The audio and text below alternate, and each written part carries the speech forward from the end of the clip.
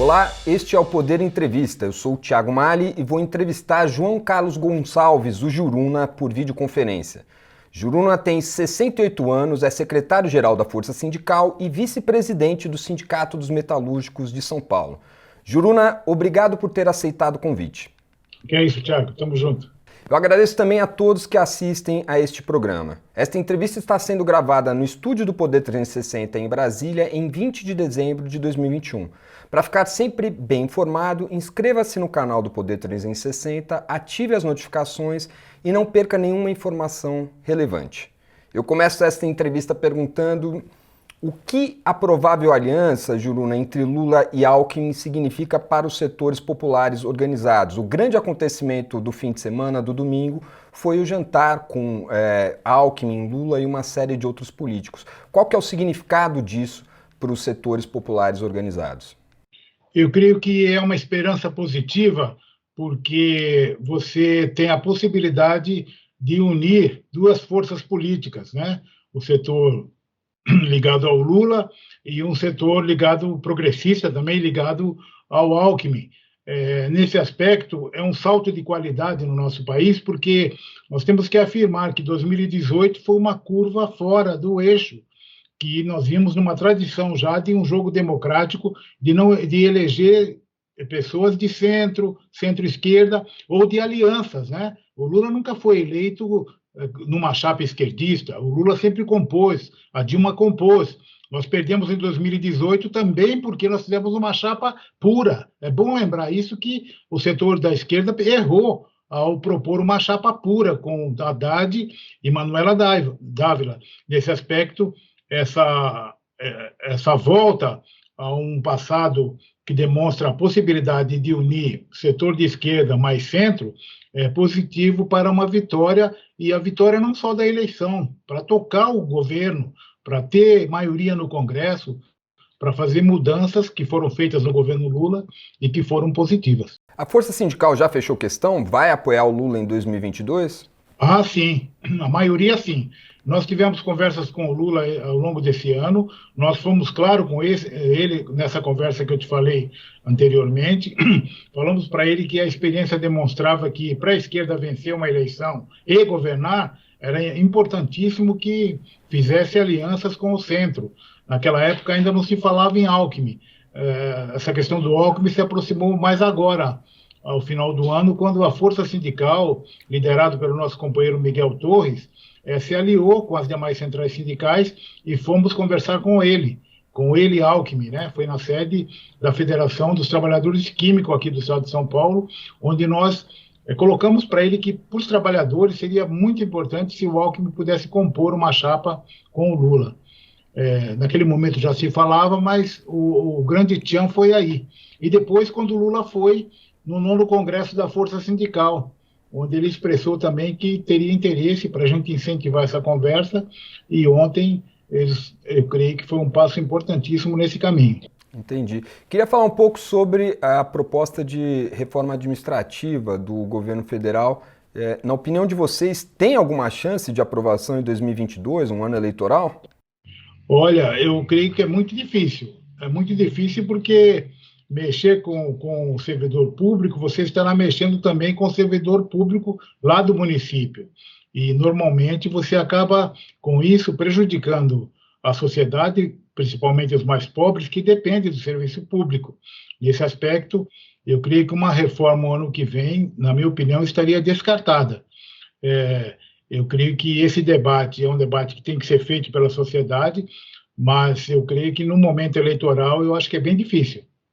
Principalmente porque o servidor público é mais também, digamos, mobilizado, tem a estabilidade no emprego, os sindicatos são mais fortes, e o debate social não fica só na questão da burocracia do gasto, mas também da prestação do serviço, principalmente aos mais pobres. Qual que é a posição da Força sobre as propostas atuais que estão sendo aventadas aí na reforma administrativa? Olha, nós acreditamos que, todo momento, a sociedade tem que estar atenta à sua burocracia, ao serviço que o Estado presta à sociedade. Eu creio que nós não temos aquela visão dogmática de que tem que ser assim e tem que permanecer. Não. Se é possível fazer reforma que melhore, eu creio que é importante isso. Uma coisa que nós temos é que é um disparate assim, dentro dos salários, digamos assim, de setores dos servidores públicos que estão muito lá em cima.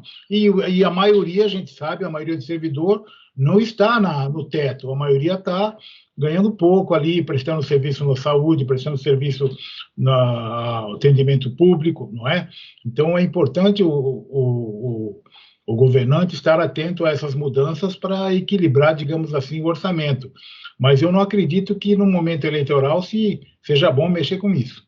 Entendi. Recentemente, Juruna, o Tribunal Superior do Trabalho firmou maioria para reconhecer vínculo entre o Uber e um motorista. Isso foi uma turma, né, do Tribunal Superior do Trabalho, outras turmas já haviam tido decisões diferentes anteriormente. Qual é a chance que vocês veem de que esse reconhecimento seja generalizado no Brasil e como é que a força vê essa questão dos motoristas de aplicativo? Então, Tiago, é bom observar isso que você bem disse sobre motorista de Uber, mas há uma tendência no mundo e também aqui no Brasil de você, digamos assim, você desregulamentar o trabalho, né? A relação do trabalho, melhor dizendo.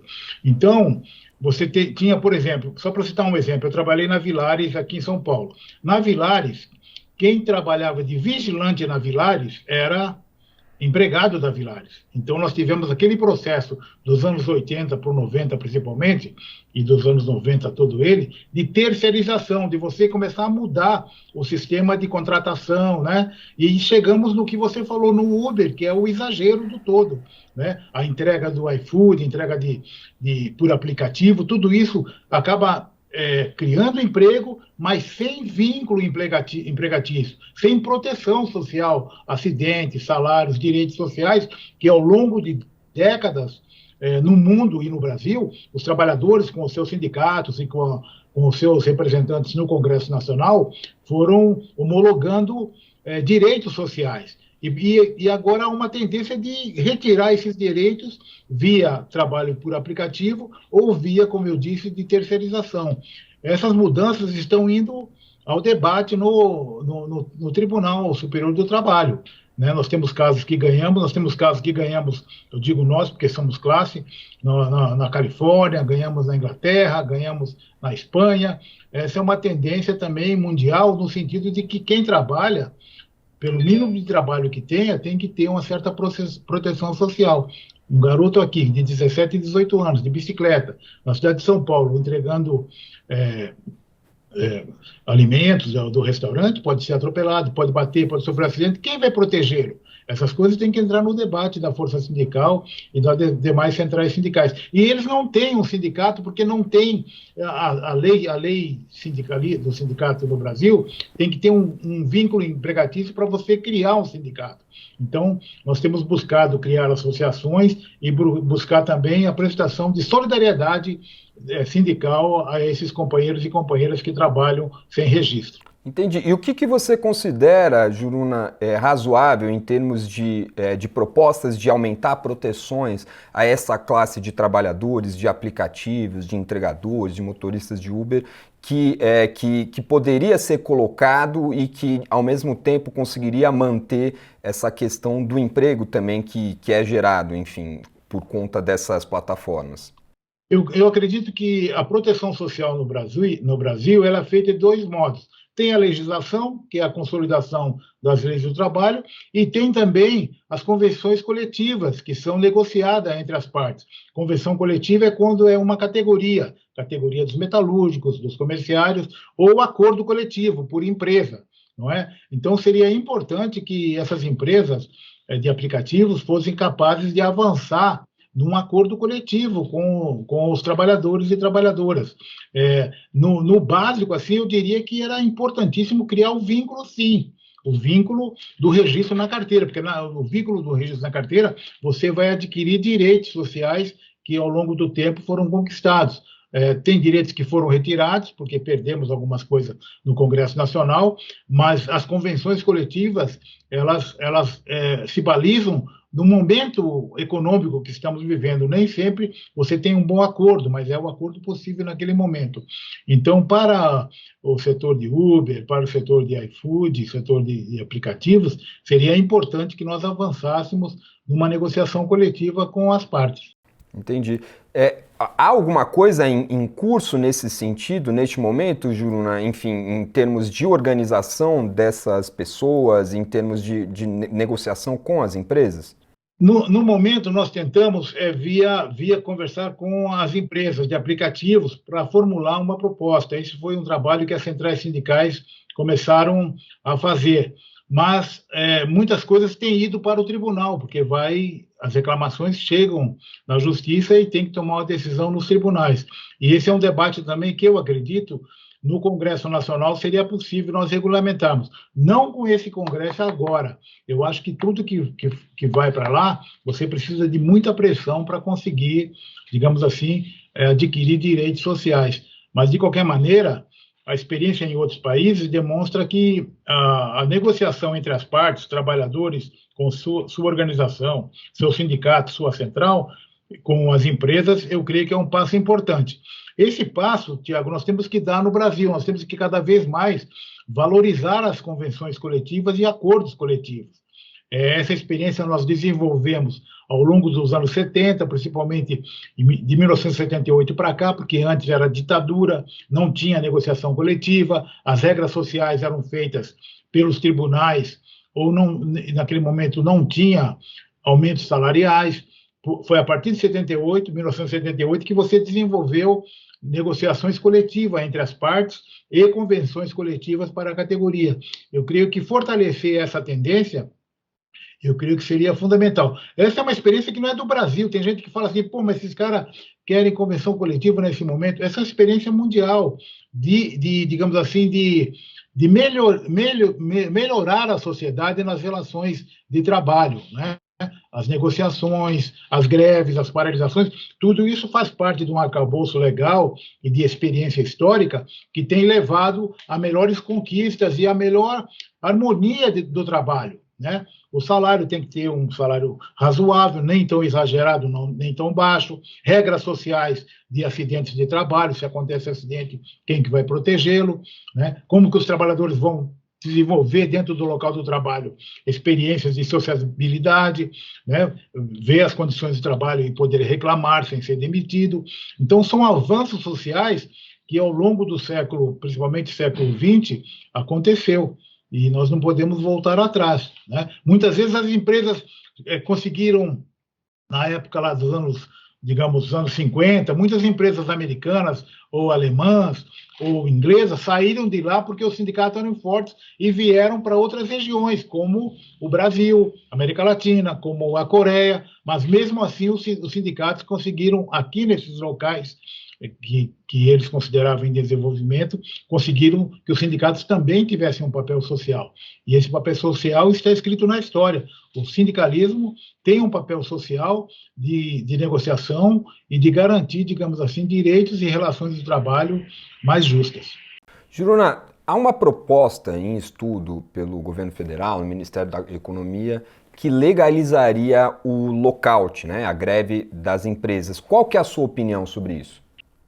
Isso digamos assim, é a primeira vez que eu ouço que um governo propor uma maluquice dessa. Por quê? Porque, nesse aspecto, vamos pegar o serviço público de transporte de ônibus. Você estaria dando direito ao patrão de paralisar a prestação de serviço numa cidade e fazer pressão sobre o governo local, ou estadual, ou federal, para exigir as suas reivindicações. Isso é um contrassenso, isso a legislação, eu não conheço uma legislação no mundo que garanta isso. Eu acho que o governo propor isso, esse grupo de trabalho que foi criado, é um contrassenso à organização social, porque você, como patrão, você chega lá na fábrica e fecha no cadeado e hoje não vamos trabalhar. Tudo bem se for, digamos assim, uma empresa metalúrgica, mas e serviços públicos? não é? Você não vai fechar o hospital, você vai fechar a escola, você vai fechar o serviço de eletricidade, os ônibus, como é que vai ser isso? O metrô? Eu acho que é um contrassenso uma proposta como essa. É uma proposta para tumultuar, digamos assim, o debate, na minha opinião. E a proposta de liberação do trabalho aos domingos? Quando falo assim, Tiago, eu trabalhei na Petrobras, tá? Lá na Baixada Santista, quando morava lá. Você tem os turnos de trabalho hoje que já trabalham domingo, tá? Você tem as siderúrgicas que já trabalham domingo. Você tem o pessoal que trabalha nos ônibus já trabalha domingo. O pessoal do shopping já trabalha domingo. O que precisa e é necessário ter é regras de negociação entre as partes. Hoje não está proibido trabalhar domingo. O que é necessário é que haja um acordo com os trabalhadores daquela empresa ou daquele grupo de trabalhadores da cidade, dos comerciários, por exemplo. Se tiver um acordo, se trabalha. Se não chega a um acordo, tem que ter um jogo de cintura ali para ver o que é melhor se fazer. Não é que a legislação vai dizer que é obrigado a trabalhar, não é? É preciso, hoje, você pode trabalhar desde que você tenha um acordo. Você não pode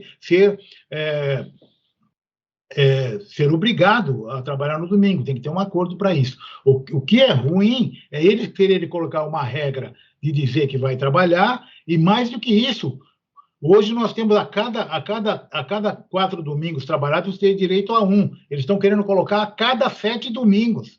Não é? Já é uma regra, e isso é intervenção do Estado nas relações de trabalho. Eu me coloco totalmente contra, as centrais sindicais já se colocaram contra, os comerciários também, mas um alerta, assim, Tiago, aos seus ouvintes, ao pessoal que está assistindo, é possível trabalhar domingo, sim, os sindicatos fazem acordo para isso, e é claro, se o cara trabalha domingo, deixa a família, deixa de ir à missa, deixa de ir ao seu culto, ele mudou a sua rotina. É um direito que ele tenha um adicional, por exemplo, na minha opinião, um adicional a mais. Tem gente que fala assim, mas essas regras aí vão atrapalhar o emprego. Não é verdade. Você só vai abrir domingo porque há procura, tem gente que quer comprar no domingo. Então, vamos fazer regras para esse trabalho, desde que haja acordo entre as partes, né, entre trabalhadores e a empresa, e os trabalhadores assistidos pela sua organização, o sindicato. Foi noticiado também recentemente, Juruna, um estudo pedido pelo governo federal propondo o fim do pagamento da multa do FGTS. Você enxerga chances disso prosperar?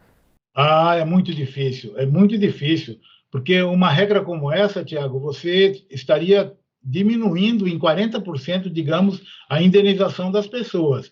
E o pior de tudo é ouvir de especialistas dizer que as pessoas querem ser demitidas para receber os 40%, entendeu?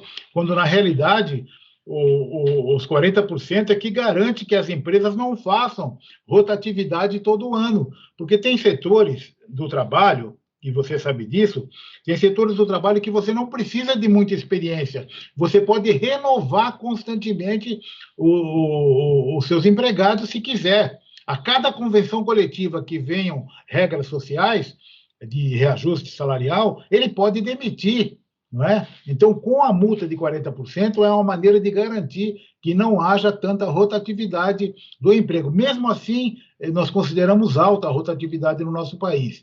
E essa regra que eles propuseram é uma regra que acaba diminuindo, digamos assim, a indenização dos trabalhadores e trabalhadoras que estão trabalhando. E digo mais, dizer que rebaixar salário, rebaixar indenização vai gerar emprego, é uma visão muito atrasada do processo econômico, porque você precisa de consumo, você precisa de ativo circulante no salário das pessoas para que eles comprem as coisas, para que haja venda, para que haja produção e, assim, um círculo virtuoso possa ocorrer na sociedade. Quem acha que cortando o salário vai melhorar as condições econômicas do país está muito enganado. O mercado interno ele é importantíssimo em qualquer país, e no Brasil principalmente, porque nós somos uma sociedade com milhões de habitantes, quer dizer, nós temos um mercado interno que pode ser, digamos assim, incentivado cada vez mais. Juruna, desde a reforma trabalhista do ex-presidente Michel Temer, em 2017, a arrecadação sindical, a gente sabe, foi noticiado, caiu mais de 90%. A gente sabe também que houve, na Força, por exemplo, assim como em outros sindicatos, uma grande reestruturação. Queria que você falasse um pouco sobre isso, como tem sido se readequar a essa nova realidade e como que isso trouxe impactos no poder de negociação dos sindicatos e na dinâmica sindical como um todo. Eu não tenho a dúvida. Nós tínhamos no Brasil o sistema da contribuição sindical, não é? Você pagava um dia de salário todo um ano para o seu sindicato, mesmo não sendo sócio, tá?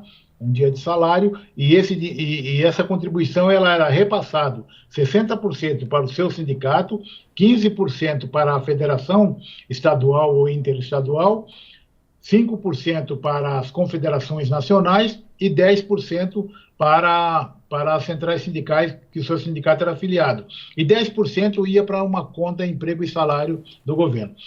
No governo Lula mesmo, nós achamos que essa regra poderia ser modificada. Não é? Por que tem que ser um imposto sindical? Né? Era contribuição sindical, mas antes era imposto. Ela poderia ser modificada, mas nós deveríamos ter uma regra em que, se o sindicato faz um acordo ou uma convenção coletiva para todos, sócios e não sócios, todos deveriam continuar contribuindo com o seu sindicato, não é? Quem fosse beneficiado pelo acordo coletivo ou pela convenção coletiva, seria importante que você pudesse fortalecer o seu sindicato. O que o governo Temer fez? Acabou com a contribuição sindical, não deu condições, digamos assim, de tempo para que essa regra fosse modificada, e com isso as entidades sindicais perderam força, sim. Você está em Brasília e viu muitas manifestações nossas em Brasília, com 100 mil pessoas, 50 mil pessoas. Tudo isso era fruto também das contribuições que os trabalhadores faziam ao seu sindicato. Essa regra acabou prejudicando demasiado as centrais sindicais.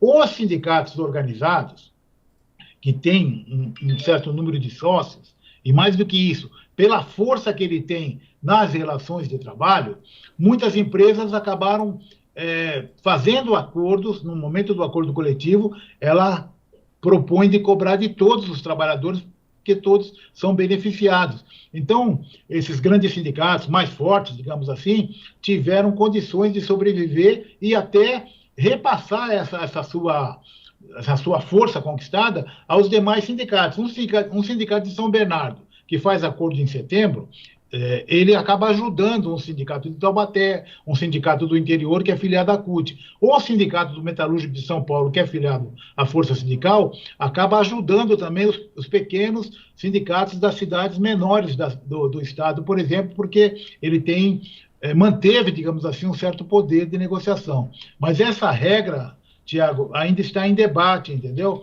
Está no Congresso Nacional e acredito que será necessário voltar a discutir. Se você é beneficiado pela convenção coletiva, você contribui com o seu sindicato, sim, numa contribuição, no momento da convenção coletiva, não é? E se você for associado, você paga a sua mensalidade. Essa é uma discussão importante, porque todos os países que eu tive a chance de conhecer, que você como jornalista também conhece, as relações de trabalho elas são boas se houver sindicatos fortes.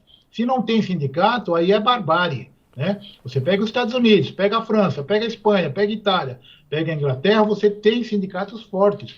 E aqui no Brasil, aqui na Argentina, nós temos sindicatos fortes também, que a tendência é continuar e voltar a ter um certo equilíbrio. Você pega o exemplo dos Estados Unidos. O atual presidente tem incentivado cada vez mais as negociações entre trabalhadores e empresários. Isso é fundamental para a boa relação do trabalho e para a boa produção. Juruna, há alguma chance? A gente sabe que neste governo parece muito difícil que volte a contribuição sindical nesses moldes. Mas em relação à possibilidade do Lula, por exemplo, ser eleito em 2022, há chance de voltar a contribuição sindical nesses moldes com a volta do Lula ao poder? Já há conversas com o ex-presidente nesse sentido? Olha, para ficar bem claro, Tiago, nós somos contra a volta da contribuição sindical nos termos que eram feitos anteriormente. tá? Sim. Nós somos contra. Aquilo foi criado em 45, não é? Depois se manteve até teve a Constituinte de 88, ele se manteve. Nós somos contra. O que nós defendemos e o que acontece nos outros países é a seguinte questão. Se o sindicato faz acordo para todos, sócios e não sócios, nós temos que ter uma contribuição de quem é beneficiado, Sim. mesmo que não seja sócio, né? Sim. Então, essa regra ela está em aberto, ela precisa ser debatida no Congresso Nacional. Eu acredito que essa regulamentação não vem nesse governo agora, é possível que venha no outro, mas que fique bem claro, não é a volta da contribuição sindical obrigatória, porque antes você pagava mesmo não tendo acordo nem convenção coletiva.